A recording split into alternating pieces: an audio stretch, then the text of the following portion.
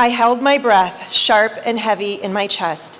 My daughter sat calmly in my lap on the examining table, and I could feel her body, soft and delicate from low muscle tone. The neurosurgeon reached for the dreaded measuring tape to measure the circumference of her head. Every time I saw that measuring tape, I could feel the bile churning in my stomach.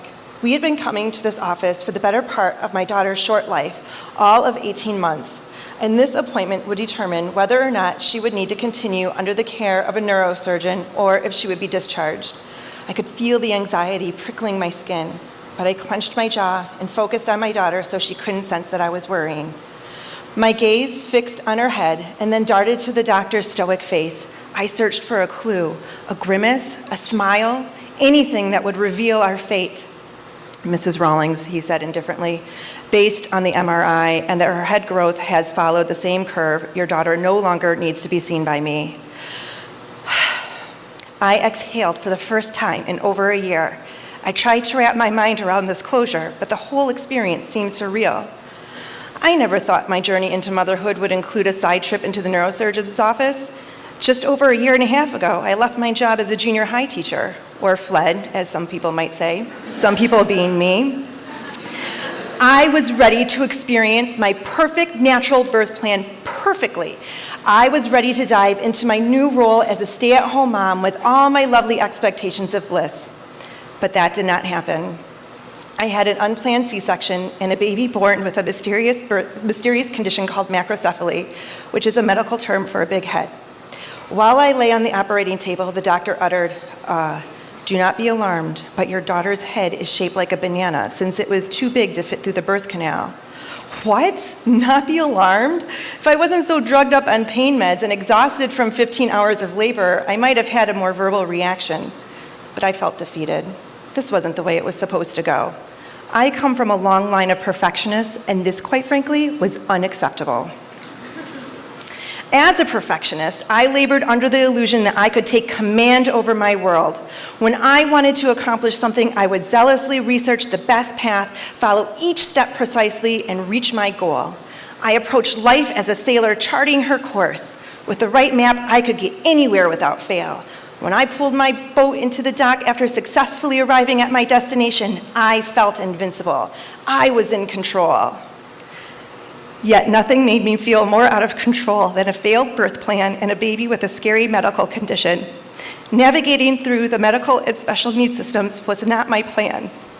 In my daughter's first year of life, terms like hydrocephaly, shunts, and cerebral palsy were thrown around during her numerous doctor and physical therapy appointments. The responsibility of shepherding this precious little being through a situation I knew nothing about made my stomach and chest hot with anxiety.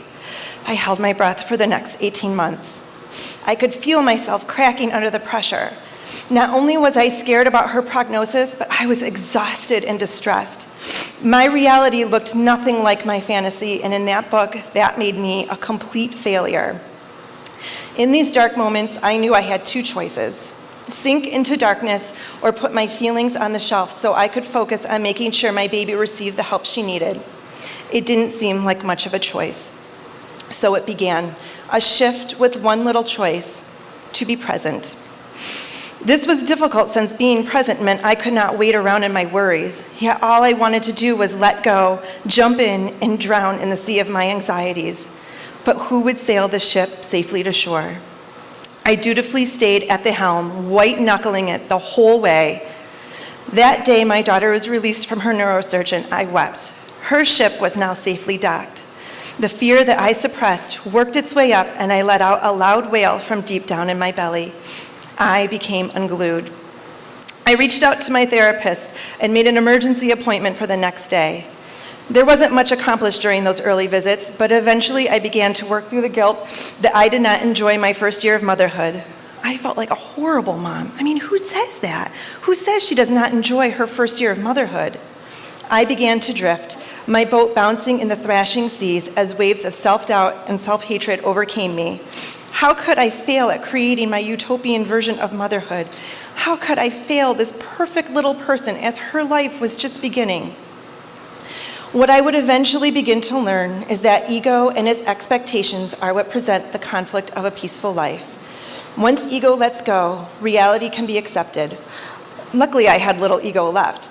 It pretty much went out the window during the birthing process and nursing and being pooped on and spit up on. But obviously, the shred of ego that was left was hanging on for dear life of that perfect picture of motherhood. With the same grit and focus I used to deliver my daughter safely through her struggles, I steered my own ship through the choppy waters. It was not easy to give up control of charting the flawless course, and it was not easy to accept anything less than my ideal vision.